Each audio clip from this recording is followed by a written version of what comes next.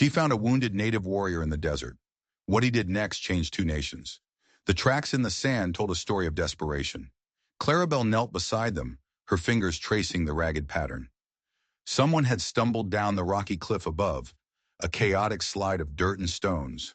No horse tracks, no boot prints, just bare feet, slipping and sliding down the steep embankment. A man running for his life in the dark.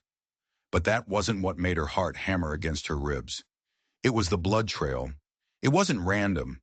It wasn't the wandering path of a lost man. It was straight, purposeful, a steady, determined line leading directly toward her hidden homestead. Someone knew exactly where she was. Someone had told them where to find her. Clara had lived in this forgotten corner of the territory for 3 long years, ever since her family vanished in what everyone called a native raid. She had picked this spot because no one would ever look for her here. No travelers passed through. No maps marked her tiny stone shelter, tucked away in the rocks like a secret. But the secret was out. He lay against the red rocks, almost invisible if you didn't know what to look for.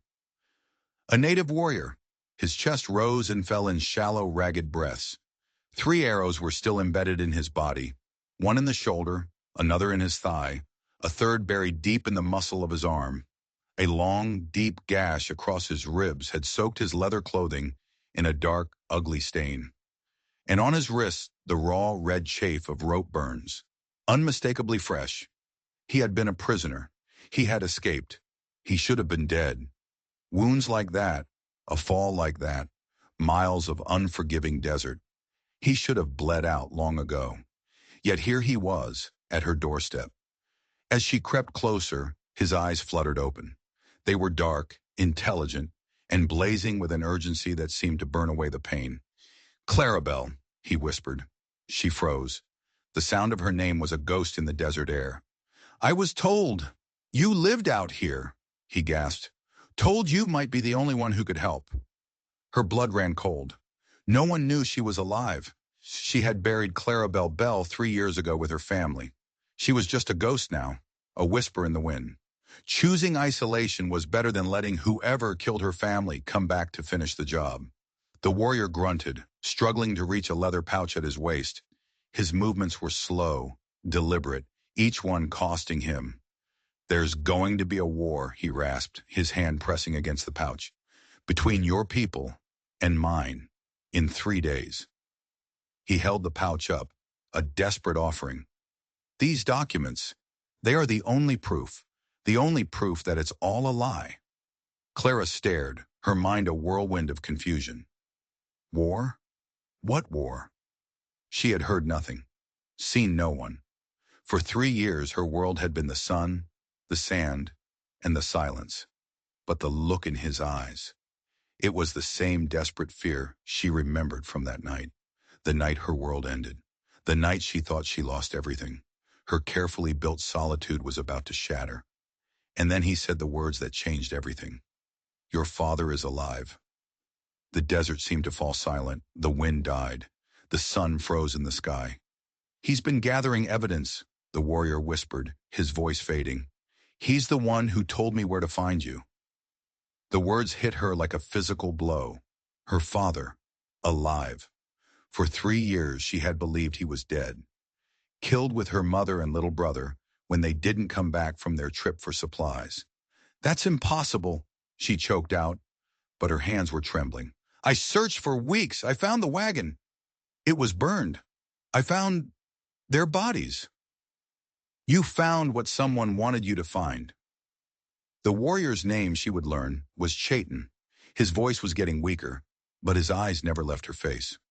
"Your father escaped, wounded, but alive. He's been in hiding, gathering proof of what really happened that day." Clara's mind reeled back to that horrific discovery.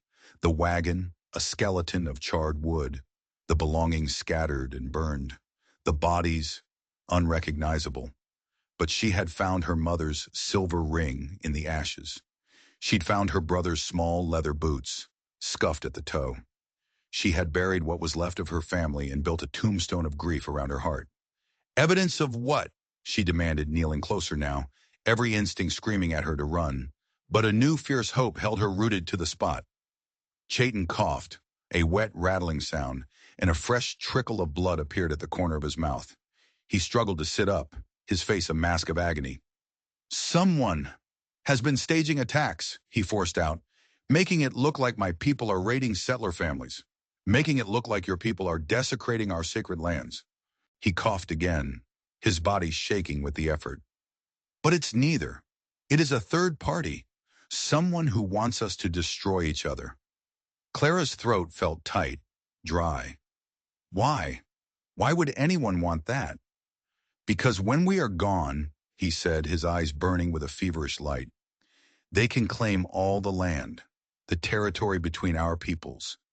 It sits on something valuable, something worth killing for." His hand tightened on the leather pouch. "These documents prove it. Names, dates, payments made to false witnesses.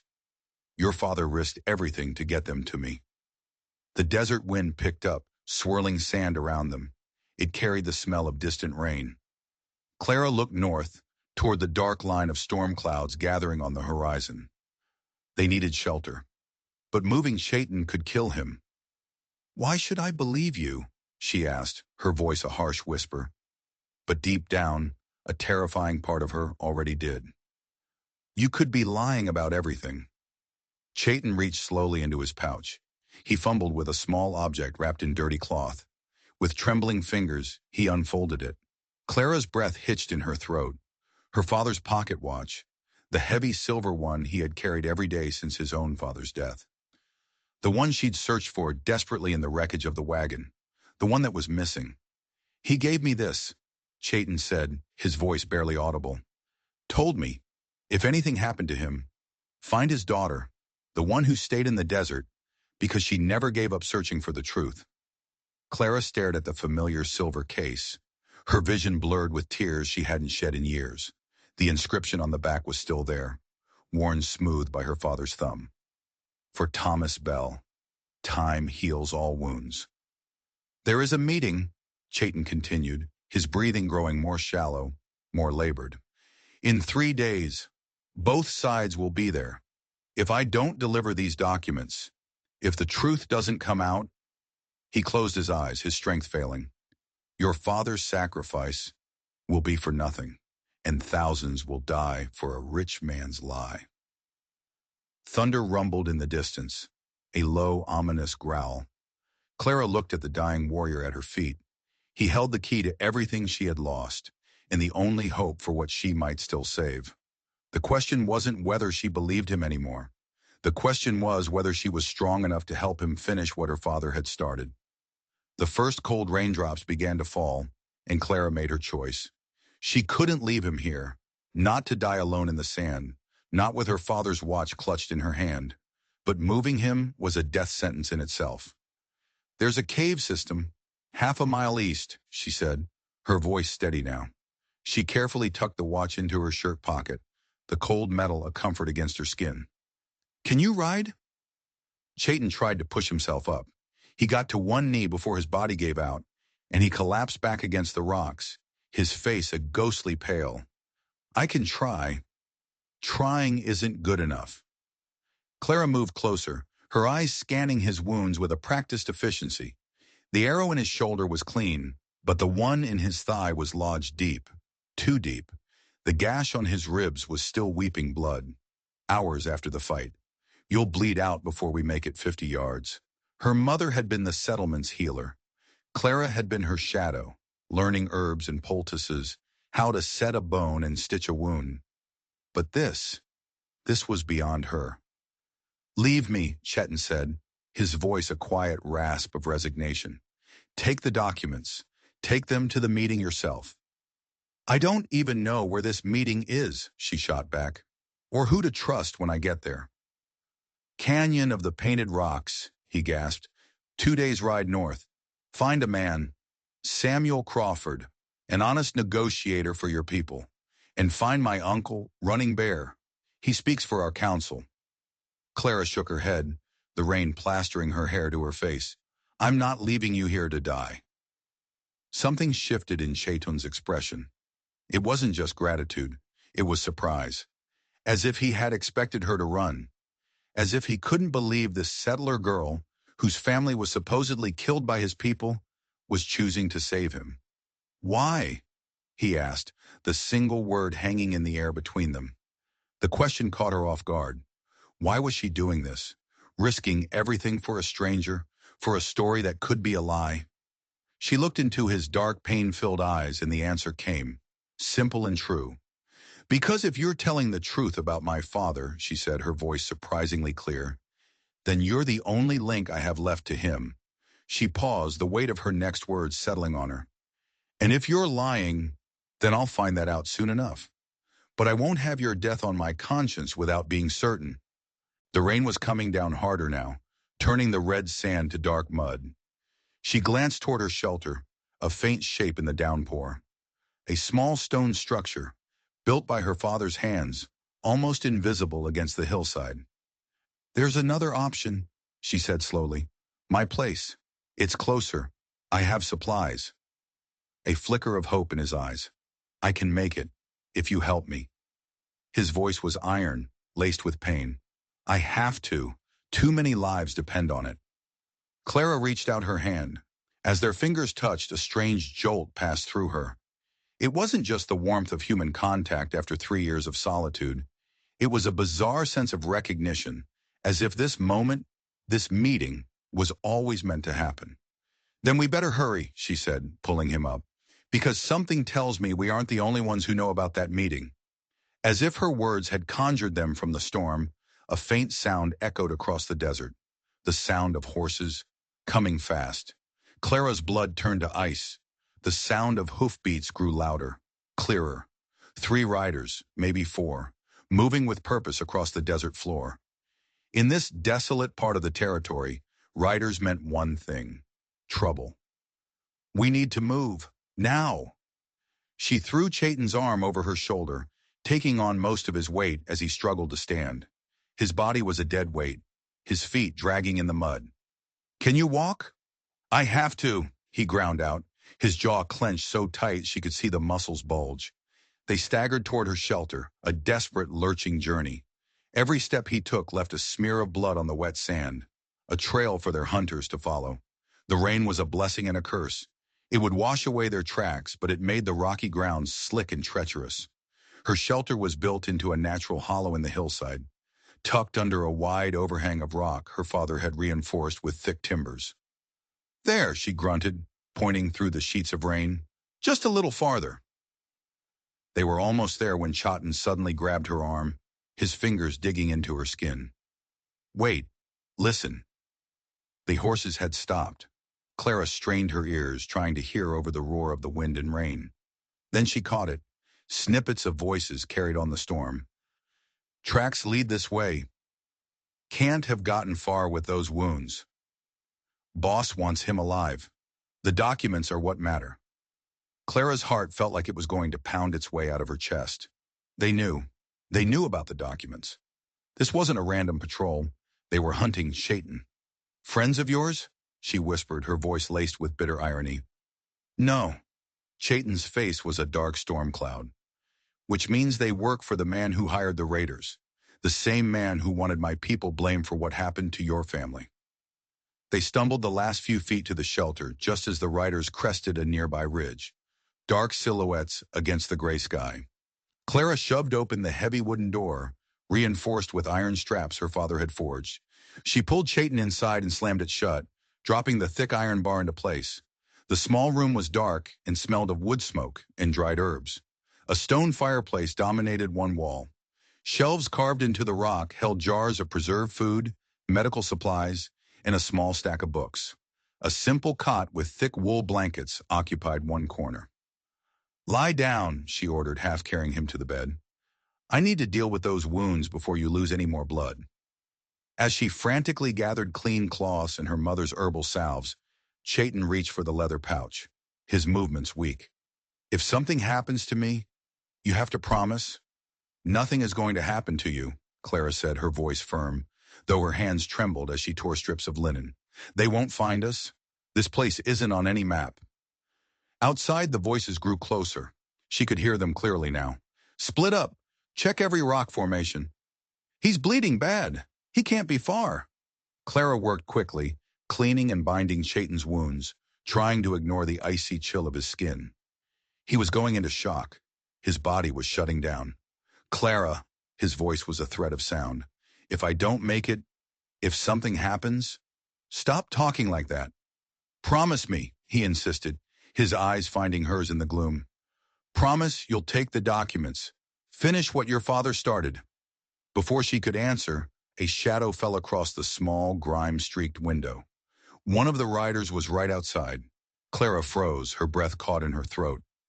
She held perfectly still, praying the sound of the storm would cover the frantic beating of her own heart. Chayton's breathing was shallow, a faint whisper of air. The pouch of documents lay on the blanket between them, a small leather bag holding the fate of thousands. The shadow moved on, but she knew they weren't safe. Not yet. For what felt like an eternity, Clara sat beside Chayton in the suffocating silence, listening. The riders searched, their voices fading, and then returning as they circled the area, their frustration a palpable thing carried on the wind. Check every damn cave, every outcrop, one of them shouted, his voice raw with anger. He's got to be here somewhere. Chayton's eyes stayed closed, but his breathing seemed to even out. The bleeding had slowed to a sluggish ooze. He was still weak, dangerously so, but he was alive. She studied his face in the dim light, the strong line of his jaw, the weathered skin, the faint white scar that cut a line from his left temple down his cheek. Who are you really? She whispered to the sleeping man. To her shock, his eyes opened. Someone who made the mistake of trusting the wrong person, he said, his voice quiet but clear. What do you mean? He struggled to push himself up on his elbows, his hand instinctively moving to the document pouch. I wasn't supposed to be alone when they ambushed me. I was meeting an intermediary, a man who claimed he represented settlers who wanted peace. It was a trap. Clara felt a chill that had nothing to do with the cold stone walls around her. They were trying to kill you. Worse, he said, his voice turning bitter. They were trying to capture me, alive, force a confession, make it look like I was the one who led the raids on your families. The cold truth of it hit her like a slap. Dead, I am a martyr for my people, he said, his eyes hard as flint. Alive and confessing under torture, I am the proof they need to justify a war they've been planning all along. His hand found hers, his fingers surprisingly warm. Your father, he found out who is behind it all. A man named Silas Blackwood. He runs the Territorial Development Company.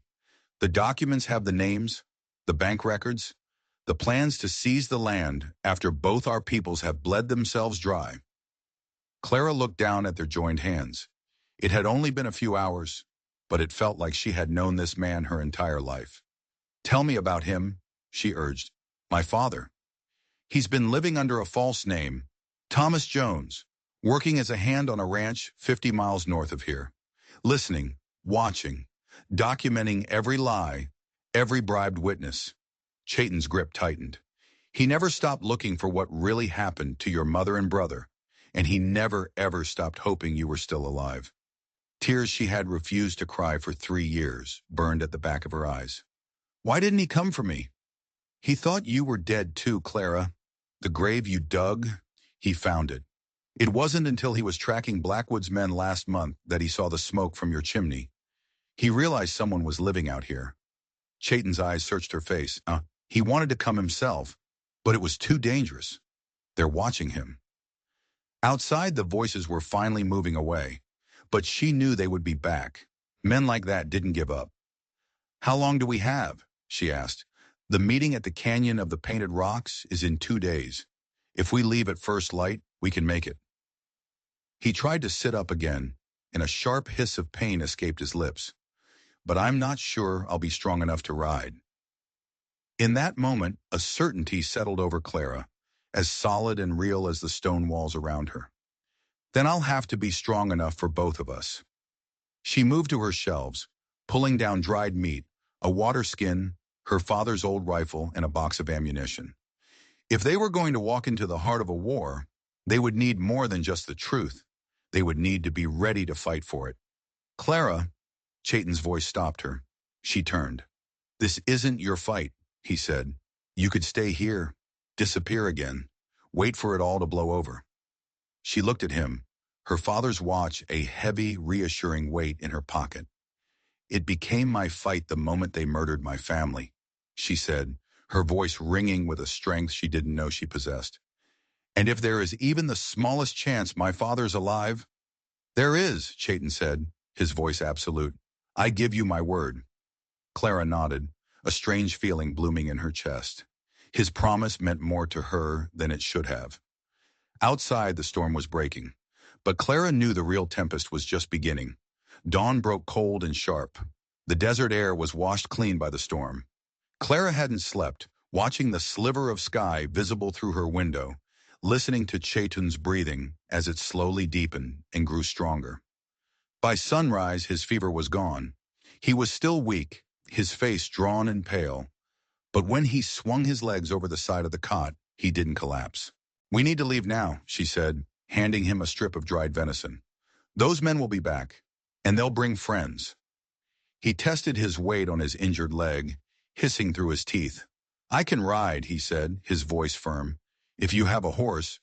I have one, she replied, packing the last of their supplies into a worn leather satchel. A mare, hidden in a corral about a mile from here. She's strong. She can carry us both if she has to. They moved across the desert floor like ghosts, Clara supporting him over the treacherous, rocky ground. The corral was a masterpiece of camouflage, built by her father into a natural depression behind a cluster of massive boulders. You could ride 10 feet away and never see it. A sturdy chestnut mare whinnied softly as they approached, nudging Clara's hand. As Clara saddled the horse, Chayton took out the documents, his brow furrowing as he scanned the pages. What is it? She asked, tightening the cinch. The conspiracy, he said, his voice grim. It's bigger than your father, or I thought. He pointed to a list of names. These aren't just hired guns or local thugs. These names, they're connected to the territorial government, mining companies, the railroad. A cold dread trickled down Clara's spine. They don't just want the land, they want to control the whole territory. Exactly, Chayton said, carefully placing the papers back in the pouch. And they're willing to burn it to the ground to get it. The meeting tomorrow, it's not just a peace talk. Both sides are bringing their chiefs, their military leaders. If a single shot is fired there, it will ignite a fire that will consume everything. He finished speaking, and she helped him mount the horse. She swung up in front of him, taking the reins. He wrapped his arms around her waist for support, and she was acutely aware of his presence, the warmth of his body against her back. In his simple gesture was a profound trust she hadn't felt from anyone in years. Tell me about your people, she said as they urged the mare north, the rising sun at their backs. I've lived here my whole life, but I feel like I've never really known you. Chayton was quiet for a long moment, the only sound the soft plod of the horse's hooves on the sandy soil. We believe the land does not belong to us, he began, his voice low and thoughtful. We belong to the land. It is to be shared, protected, and passed on to the next generation, whole and unspoiled. He sighed, a sound of deep sadness. Your people, you see the land as something to be conquered, owned, broken. Maybe neither way is entirely wrong, she murmured, but they can't exist together. Maybe, he replied, his voice a whisper against her ear. That's exactly what Silas Blackwood is counting on. As they rode, he told her stories of his childhood, of learning to track and hunt, stories of his training as a warrior, and his later role as a mediator, trying to build bridges between the old ways and the new world that was crashing in on them. Clara found herself listening not just to the words, but to the man, his quiet dignity, his unwavering resolve, even in the face of so much pain. What about you? He asked after a long silence. Your life. Before. Before my family was taken, she finished for him, her voice flat. We were happy. My father was building something here, a new start, a place for people who had nothing left to come and make something for themselves. And now? Clara looked out at the endless expanse of desert ahead. Now I'm finishing what he started, whether he's alive to see it or not. The landscape began to shift, the flat sands giving way to rolling foothills. The canyon of the painted rocks was close, but somewhere behind them, she knew, their hunters were closing in. And somewhere ahead, a war was waiting to be born. By midday, the sun was a merciless hammer in the sky. Chayton was starting to fade.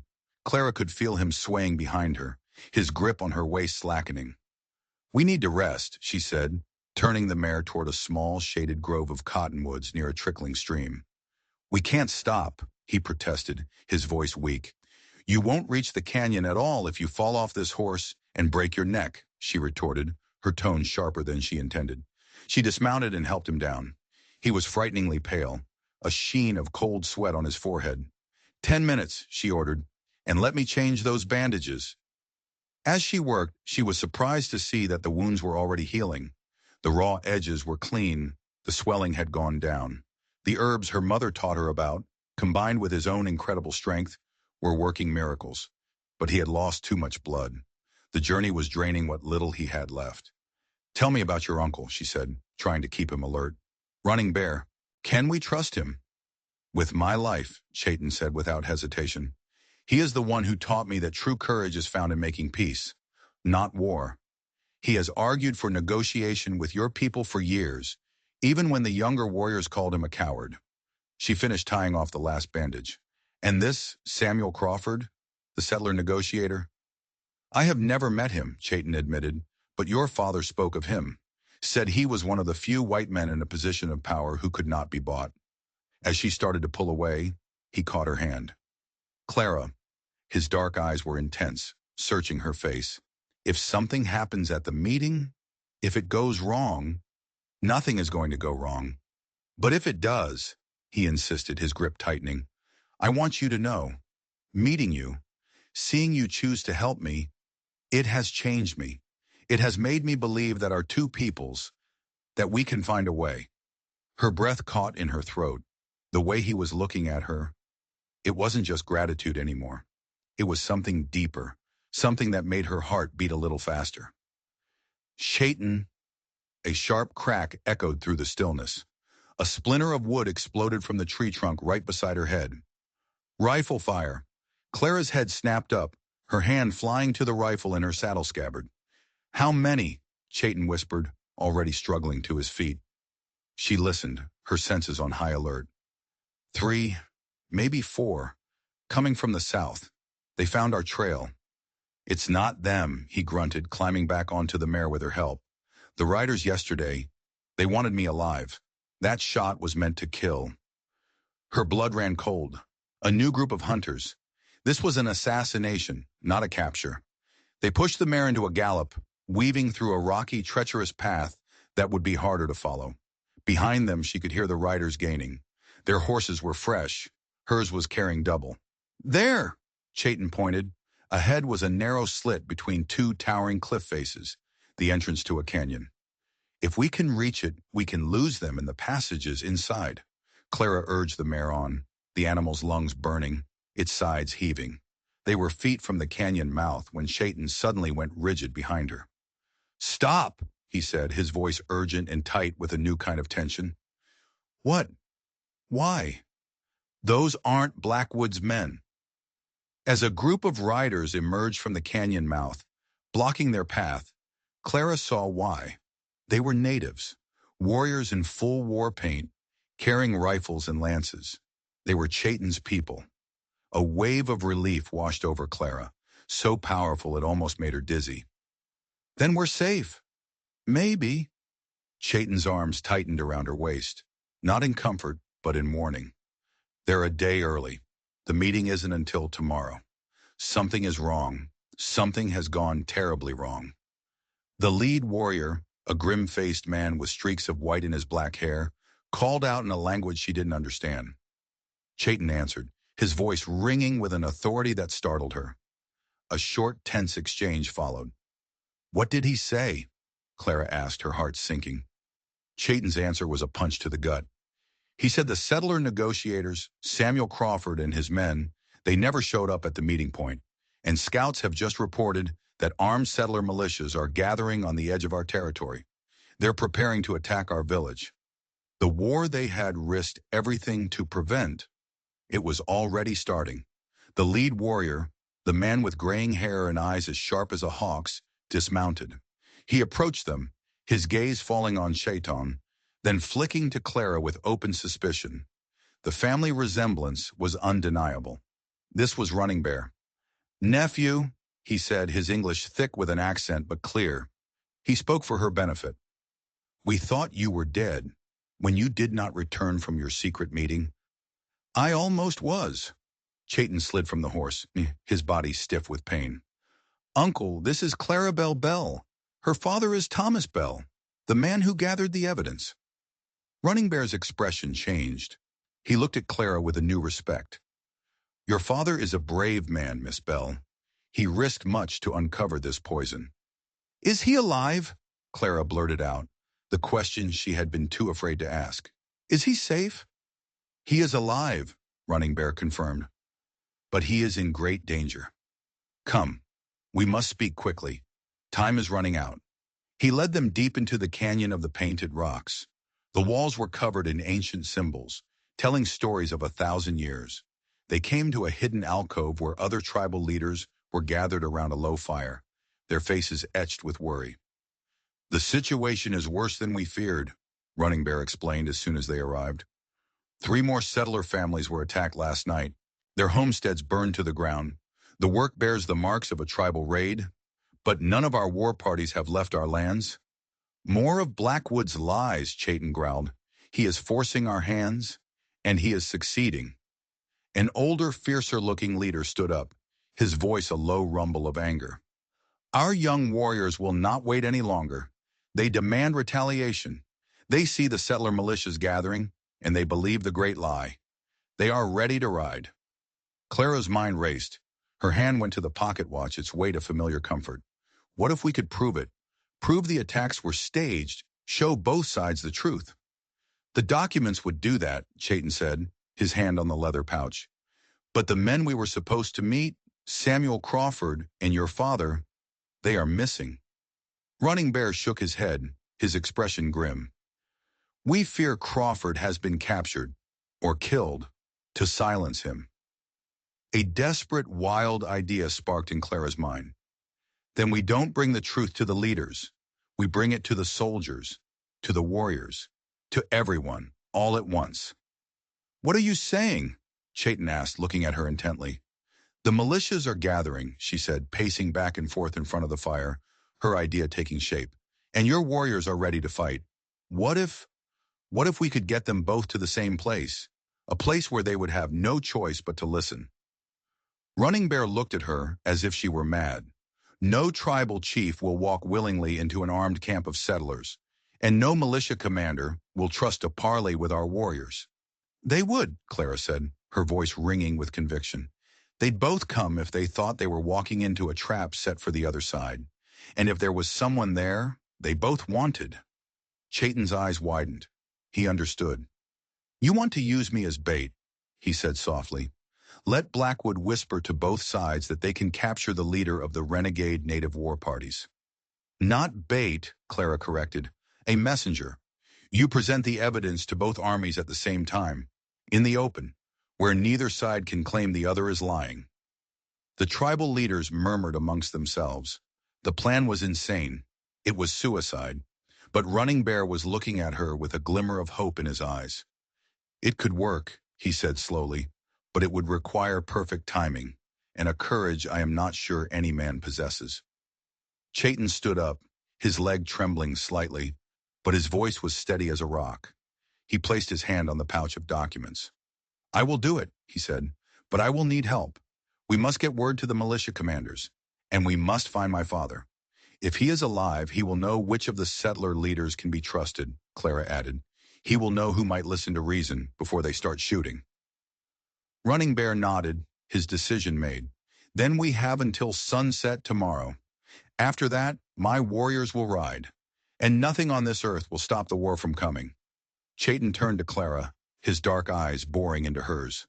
"This is not a game, Clara. If this goes wrong, we will be torn apart, killed as traitors by your people and as enemies by mine." She met his gaze without flinching. Then we better make sure it goes right. The next evening, Clara stood on a high ledge overlooking a natural stone amphitheater deep in the canyon. Her heart was a frantic drum against her ribs. Below, two armies were approaching from opposite directions. From the east came the settler militia, nearly 200 armed men on horseback, led by a tall, bearded man she now knew was the real Samuel Crawford. Her father had found him, alive, and warned him of the trap. From the west, under the blood-red sunset, came the tribal war council, led by Running Bear, their warriors a silent, deadly river of painted faces in steel. And in the very center of the vast open space, a lone figure waited. Chayton. He was dressed in simple settler's clothing, his hands loosely bound in front of him, the perfect image of a captured prisoner. At his feet lay the leather satchel with the documents. Beside Clara on the ledge, a man stepped out of the shadows. His face was older, lined with worry and hardship, but his eyes were the same kind blue she remembered from her childhood. Thomas Bell, her father, alive. Their reunion had been a whirlwind of tears and whispered words, a lifetime of pain and hope crammed into a few precious hours. But now they could only watch as the most dangerous gamble of their lives played out below. "This is madness," Crawford's voice boomed across the amphitheater as his men fanned out, their rifles ready. "We were told we would be negotiating a truce, not interrogating a single renegade. And we were told our war chief was being held here." "Sonor," Running Bear countered, his warriors spreading out to mirror the militia's formation. The air crackled with tension. "Now we find him looking like your prisoner." Chayton stood slowly, raising his bound hands to show they were empty. "I am a prisoner to no one here," he said, his voice calm and clear, carrying to every man in the valley. "And neither of you are my enemies." He bent down and with his bound hands, he nudged the satchel forward with his foot. The click of 200 rifles being cocked echoed off the canyon walls. "The attacks on your farms," Chayton began, his voice rising. "The raids on our hunting grounds. The burned wagons. The murdered families. Your families and mine." He looked from one side to the other, his gaze unwavering. He held up the bundle of documents her father had risked his life for. "None of it was done by the people you are about to fight." "Lie!" a man from the militia shouted. "We have witnesses. They saw your warriors. Witnesses who were paid to lie." Chayton's voice was a thunderclap. He began to read. "John Morrison, paid $50 to claim he saw tribal markings at the Simpson Farm massacre. Margaret Crane, paid $30 to identify moccasin prints at the burned-out trading post." A murmur of confusion and anger rippled through the militia. Then Chayton turned to Running Bear. "And on our side, Robert Longknife, paid with 3 rifles to report seeing settler cavalry where there were none. Mary Crowfeather, bribed with blankets and flour to claim she saw soldiers burning our winter grain stores." The two groups of armed men stared at each other, not with hatred anymore, but with a dawning, horrified confusion. The anger was still there, but now it was aimed at an unseen enemy. "Who?" Crawford demanded, his voice hoarse. "Who is behind this?" Chayton pulled out one last document, a letter bearing the official seal of the Territorial Development Company, signed by Silas Blackwood himself. "They wanted a war," Chayton declared, "so they could buy the land for pennies on the dollar after we destroyed each other, so they could claim the gold and silver underneath it." "Prove it," Running Bear said, his voice a low growl. What Chayton did next changed history. He didn't hand the proof to one side or the other. He walked to the exact center point between the two armies. He knelt and laid every single piece of evidence on the dusty ground. The letters, the bank ledgers, the signed affidavits from her father. "I give this proof to both of you," he announced. "Equal access to the same truth. Let your own leaders examine it. Let your own people see it. Then you can decide if you still want to kill your neighbors for another man's greed." For a long moment, nobody moved. Then Samuel Crawford swung down from his horse. Cautiously, Running Bear did the same. The two leaders walked toward the center, their men watching their every move. They knelt together over the papers. Clara watched their faces change. Suspicion, shock, and then a shared simmering rage. "These names," Crawford breathed. pointing to a list of paid officials. Some of these men are on the Territorial Council, men I've known for years. And these witnesses, Running Bear said, his voice heavy with betrayal, they are our people, our neighbors. They sold their honor. The two leaders stood. They looked at each other, not as enemies, but as two men who had been profoundly and brutally deceived. "What do you propose we do about this?" Crawford asked. Running Bear considered for a long moment. "A joint investigation," he said finally. "Joint prosecution, and a joint council to protect this territory from anyone else who would try to turn us against one another." Crawford stared at him, then slowly he extended his hand. "Agreed." As the two men shook hands, a roar went up from both sides, a sound of relief, of justice, of a future that had, moments ago, seemed impossible. Up on the ledge, Chayton came to stand beside her, his arm slipping around her waist. The gamble had worked. "So," he said softly, his breath warm against her ear, "what happens now?" Clara looked up at him. She saw the warrior who had nearly died in the desert. She saw the man who had chosen truth over survival, the man who had saved them all. "Now," she said, leaning her head against his shoulder, "now we build something new, something better than what either of our peoples had before." 6 months later, Clarabelle and Chayton stood on that same ground, not as enemies, but as husband and wife. The ceremony blended the traditions of both their cultures. Her father, Thomas Bell, walked her down an aisle lined with settler families, standing shoulder to shoulder with tribal members. Running Bear and Samuel Crawford stood as witnesses. In the new territory, joint patrols of settlers and warriors kept the peace. A shared council, with seats for both peoples, ensured that justice was fair and resources were divided equally. The Canyon of the Painted Rocks was no longer a place of potential war, but a symbol of cooperation. And the documents, the papers that had nearly destroyed two nations, were sealed in a wooden box and placed at the foot of a new monument, a foundation for a treaty that became a model for peace across the entire frontier. Chayton had stumbled out of the desert, a dying man carrying a secret, and in finding the one woman brave enough to believe him, he had not only saved his own life, he had changed the fate of two nations forever, not with a sword, but with the simple, revolutionary power of the truth. If you enjoyed this story, click the video on your screen now to watch another unforgettable Western tale where destiny and courage collide in ways you never expected. Don't forget to subscribe and consider leaving a comment to let us know what you think. Your support helps us keep bringing you more stories like these.